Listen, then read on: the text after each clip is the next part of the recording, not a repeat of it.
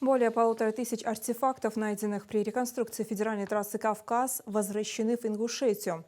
Институт археологии Кавказа передал Ингушскому государственному музею краеведения предметы глубокой старины.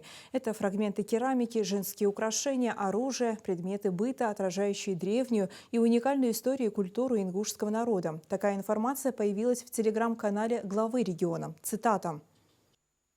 В 2018 году во время расширения федеральной трассы «Кавказ» было обнаружено Гамурзиевское городище, историческое поселение в Назране, а также скифские курганы с предметами древнего быта. Это более 4000 предметов глубокой старины, относящихся к кабанской культуре и аланской эпохе, глиняные сосуды, бронзовые украшения и останки людей. В течение почти 6 лет экспонаты бережно хранились в археологическом учреждении, где проводилась масштабная работа по их исследованию, описанию и картографии. Это уже третья партия археологических находок, переданная нашей республике. Они представляют собой значительную культурно-историческую ценность для Ингушетии и служат важным свидетельством богатой истории нашего народа. Благодаря бережному исследованию и сохранению эти ценные экспонаты будут доступны будущим поколениям. Хочу искренне поблагодарить археологов за их добросовестный труд и высокий профессионализм.